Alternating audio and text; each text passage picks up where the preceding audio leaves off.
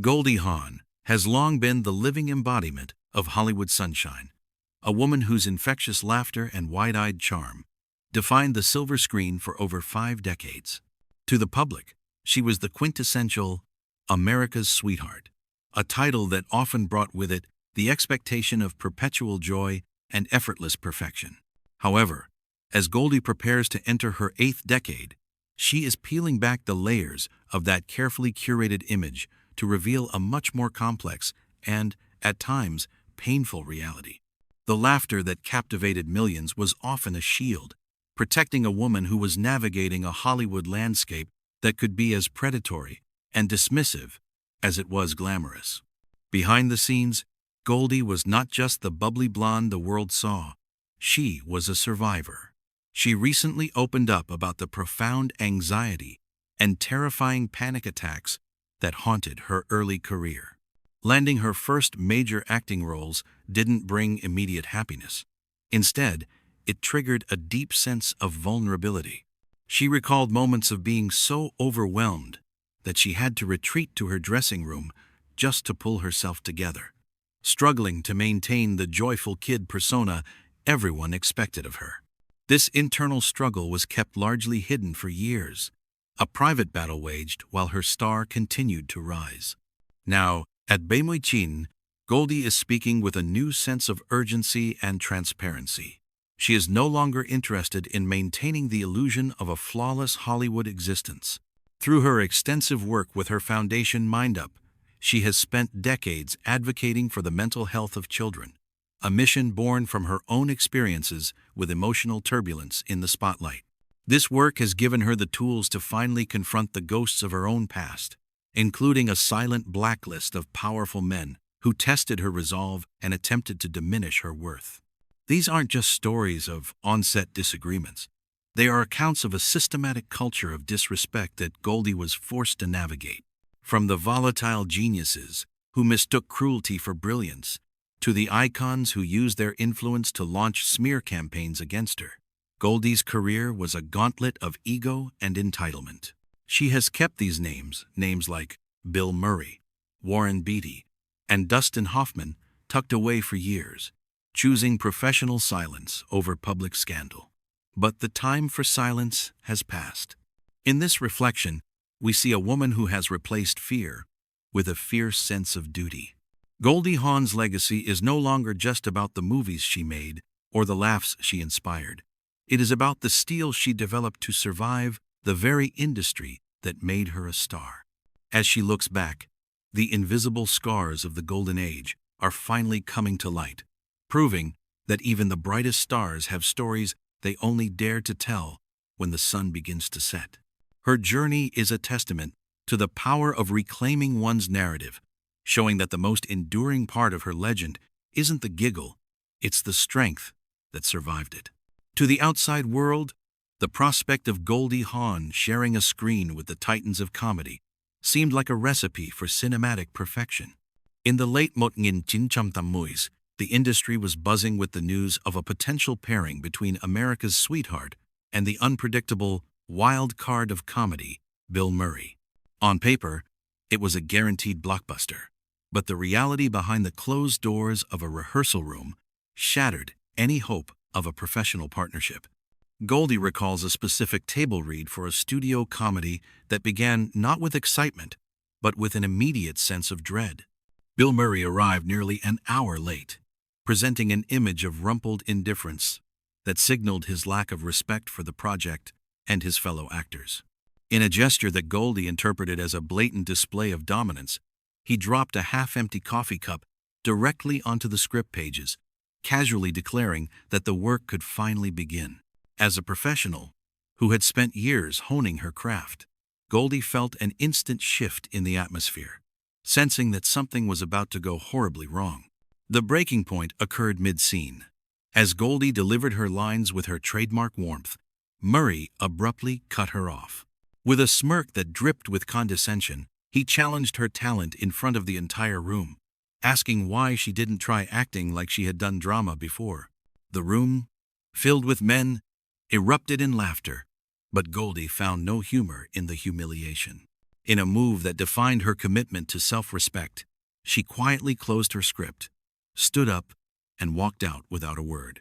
This silence carried more weight than any shouting match ever could, and by the next morning, her team informed the studio she was out of the project. She later confided that while some saw Murray's unpredictability as genius, she found it utterly exhausting and chose to never share a frame with him again. However, the friction with Murray was not an isolated incident in the world of high-stakes comedy. Nearly a decade earlier, in 1978, Goldie experienced a different kind of on-set toxicity while filming Foul Play with Chevy Chase.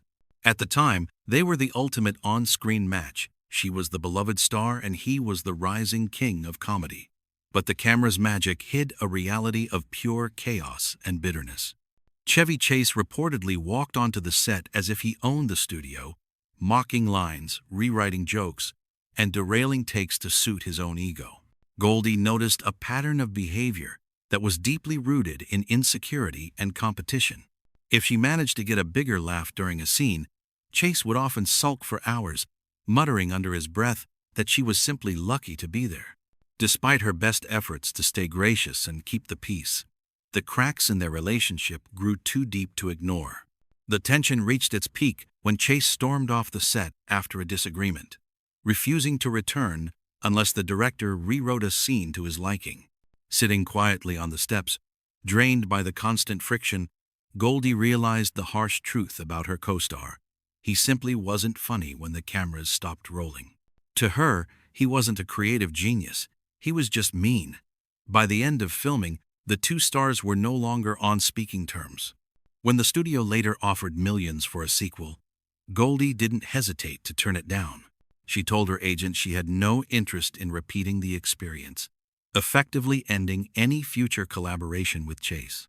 For Goldie, the price of comedy was too high if it meant sacrificing her peace of mind to the whims of a volatile leading man. While the friction with comedy legends was often loud and immediate, Goldie Hawn discovered that some of the most dangerous threats in Hollywood operated with a much more quiet and calculated precision. In the late 1970s, at the very height of her fame, she found herself in the crosshairs of Warren Beatty, a man who was then considered one of the most powerful and influential figures in the industry. Beatty was known as Hollywood's ultimate womanizer, a man accustomed to getting exactly what he wanted. When he decided that Goldie should be his next pursuit, he began a campaign of charm that started with dinner invitations and private parties, eventually leading to an invitation to his Beverly Hills home, an offer that everyone in the industry understood the implications of. However, Goldie refused to play the game. She was gracious and funny, but she remained immovable. This rejection was something Beatty's ego was not equipped to handle. Almost overnight, the charm evaporated, and Goldie noticed a chilling shift in her professional landscape. Scripts that had been promised to her suddenly vanished. Meetings were abruptly canceled, and projects she was attached to were mysteriously reassigned to other actresses. Goldie didn't need a formal explanation. She knew exactly whose ego she had bruised.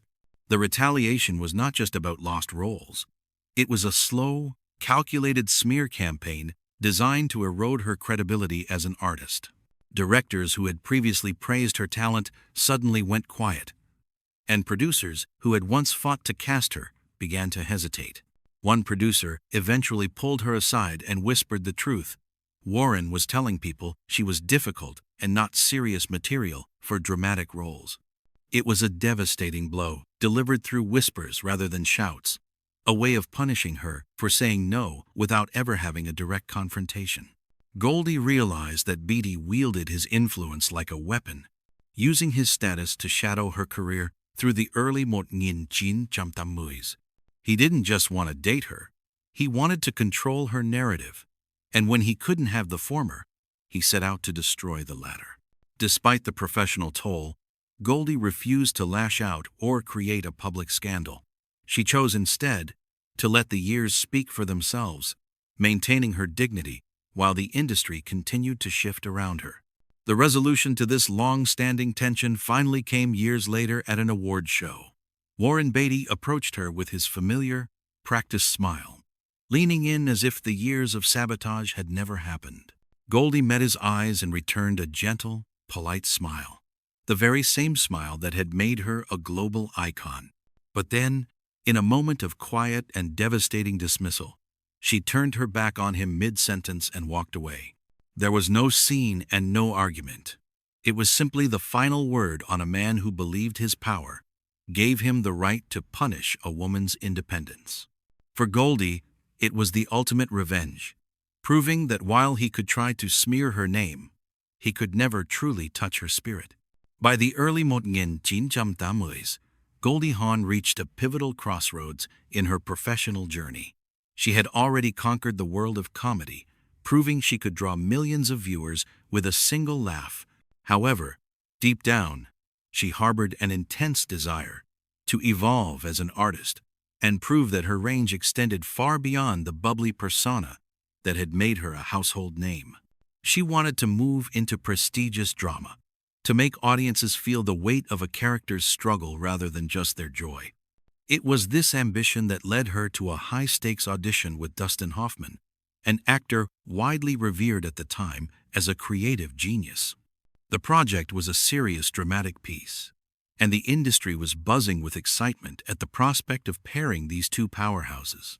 Producers expected a display of creative fireworks, but the reality of the encounter was far more chilling. During their reading, the atmosphere shifted instantly when Hoffman abruptly called a halt to the scene. Instead of offering constructive feedback or engaging in a collaborative dialogue, he turned his back on Goldie and addressed the producers directly as if she were not even in the room. His words were sharp and intentionally cruel. "She's still playing it like a sitcom." The comment was designed to hit Goldie where she was most vulnerable, attacking her professional capability and dismissing her decades of success as mere fluff. It was a public humiliation disguised as artistic critique, a moment that shattered the respect Goldie had once held for Hoffman's legendary status. Despite the internal sting of the insult, Goldie's reaction was a masterclass in professional composure. She did not defend herself. She did not plead for a second chance, and she did not let her emotions show in a room full of men who had already decided her fate. She simply finished the scene with flawless dignity, thanked everyone for their time, and walked out before the silence in the room could be broken. The very next morning, Goldie made a definitive choice that would reshape the rest of her career. She contacted her agent with a steady, emotionless voice to inform them that she was officially out of the project. She realized that fighting for respect in a room where she had already been reduced to a punchline was a losing battle. In her eyes, Hoffman wasn't just directing a scene, he was attempting to direct the women around him as if they were subordinates rather than peers. This encounter revealed a harsh truth about the industry's geniuses, that brilliance was often used as a mask for profound arrogance. Goldie walked away from both the project and Dustin Hoffman forever, choosing to protect her artistic integrity rather than subject herself to an environment of condescension.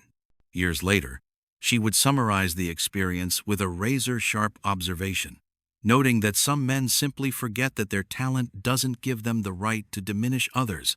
It was a quiet, final victory for a woman who refused to let a genius define her worth. By the year Hang in Lamui Bone, Goldie Hawn had shifted her focus away from the relentless grind of film sets to a mission that felt far more vital: mental health advocacy. Through her foundation, Mind Up, she had spent over a decade working to provide children with the emotional tools she wished she had possessed during her own early struggles.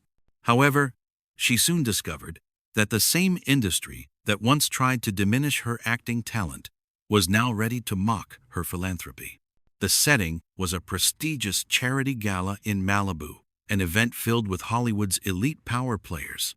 Goldie had been invited to deliver a heartfelt speech about the importance of mental wellness, a topic that was deeply personal and born from her own history with panic attacks. As she stood before the audience, she hoped for a moment of shared purpose, but from one specific table, the energy was decidedly hostile. Sean Penn, a man known for his own brand of serious Hollywood intensity, made no effort to hide his disdain. Witnesses noted that while Goldie spoke, Penn sighed loudly and rolled his eyes, visibly signaling his boredom. He reportedly muttered to those around him that the speech was nothing more than another celebrity wellness sermon, a dismissive comment that ignored the decades of research and work Goldie had put into her foundation. The real blow, however, came after the applause for her speech had faded. As Goldie made her way back through the room, Penn reportedly delivered a line that would stick with her for years. She should stick to giggling. It was a surgical strike designed to reset the clock on her entire career, effectively telling an Oscar-winning producer and dedicated philanthropist that her only true value was as a source of mindless entertainment. Goldie's reaction in the moment was one of practiced elegance. She didn't shrink or engage in a public spat. Instead, she simply lifted her glass in a quiet, ironic toast and exited the room early. It was only once she reached the safety of her car that the weight of the insult truly landed. She remarked to a companion that despite a lifetime of achievement, she was still being reduced to a giggle by men who mistook their own cynicism for depth. This incident marked a final turning point for Goldie. She decided then and there to draw a line in the sand, refusing to attend any event where Sean Penn was a featured guest. When asked about him in the years that followed, her response was devoid of anger, but filled with a firm sense of boundaries. Not my energy. She wasn't just avoiding a person.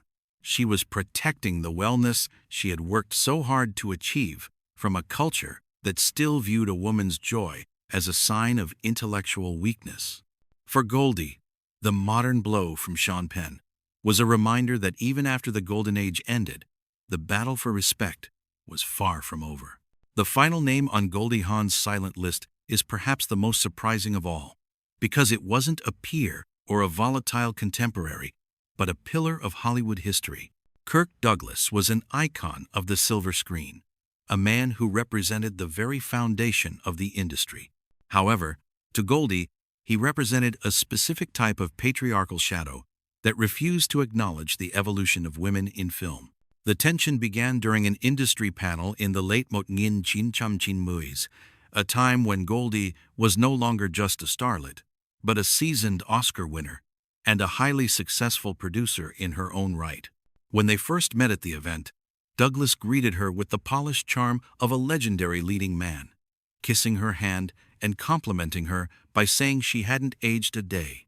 While the crowd laughed and found the gesture endearing, Goldie felt a familiar sting hidden within the praise. It was a compliment that focused solely on her appearance, effectively ignoring her intellectual and professional contributions to the panel they were about to participate in. As the discussion got underway, the situation grew increasingly frustrating.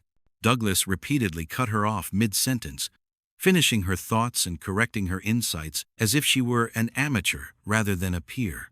He reclaimed the spotlight at every opportunity, treating the stage as if it still belonged solely to him and the men of his generation. For Goldie, every interruption served as a jarring reminder of how easily powerful men could erase the presence of even the most accomplished women. The moderator of the event would later remark that the shift in Goldie was palpable. She went from a glowing, engaged participant to a woman who was stone cold and visibly drained by the lack of respect. After the panel concluded, Goldie confided to a close friend that the experience felt like being forced back in time. She noted with a mix of sadness and resolve that he talked to her as if she were still just the blonde in a bikini scene from her early career. She had won an Academy Award and built a production empire, yet in his eyes, she was still a secondary character in a man's story. It is telling that while Goldie maintained a warm and respectful relationship with his son, Michael Douglas, she never spoke of Kirk again. She drew a sharp distinction between the respectful modern man Michael had become and the outdated, patronizing energy of his father. To Goldie, some men simply do not deserve a second act in one's memory. Kirk Douglas never even knew he had earned a place on her blacklist, which is perhaps the most profound part of her dismissal. By choosing to forget him, she reclaimed the power he tried to take away, proving that her legacy would be defined by her own achievements, not by the condescension of a fading icon. As Goldie Hawn transitions into her Tamuth year in November, Hanginle Haimilam, she stands as a rare phenomenon in Hollywood, an icon who moved through the decades without being sidelined or silenced. The silent blacklist she maintained for so long was not a sign of weakness, but a tool of survival. By refusing to engage in public feuds with men like Warren Beatty or Bill Murray, she protected her own energy and allowed her work to speak for itself. Today, that laughter the world fell in love with has deepened into a philosophy of ethics and resilience. The transition from America's sweetheart to a global advocate for mental health was born directly from the obstacles she faced. Her foundation, Mind Up, has now impacted over 7 million children worldwide, teaching them the neuroscience of emotion and the power of brain breaks, the very tools she used to navigate a career filled with ego and condescension. Goldie has proven that while you cannot turn back the clock, you can use the wisdom of your years to make the world a more compassionate place. Her Bonne-Year partnership with Kurt Russell serves as the ultimate counter-narrative to the toxic, volatile geniuses of her past. In Kurt, she found a man who didn't try to direct her or diminish her, but rather chose to stand as one of the two pillars holding up their house. This relationship, built on daily choice rather than a marriage contract, reflects her belief that happiness is a decision only the individual can make. At Baimuichin, Goldie credits her ageless glow to a simple routine of mindfulness, green juice, and a stubborn refusal to give up her own light. She has replaced the fear of her early career with a fierce sense of self-acceptance, noting that the only thing that will ultimately make you happy is being happy with who you are, not who people think you are. She no longer has to hide behind the giggle pen once mocked. She has embraced her role as a Jewish Buddhist seeker who values curiosity and empathy above all else. Goldie Hawn's legacy is the sum of many lives: the disciplined ballerina, the Oscar-winning actress, the mother to actors Oliver, Kate, and Wyatt, and the activist who refuses to let the world dim her brightness. Her story is a reminder that true power isn't found in a room full of men deciding your worth, but in the quiet moment you decide to walk away and create your own. As she looks toward the future with optimism, she remains a touchstone of grace and autonomy, proving that the most enduring part of her legend isn't just the smile, it's the woman who had the courage to keep it.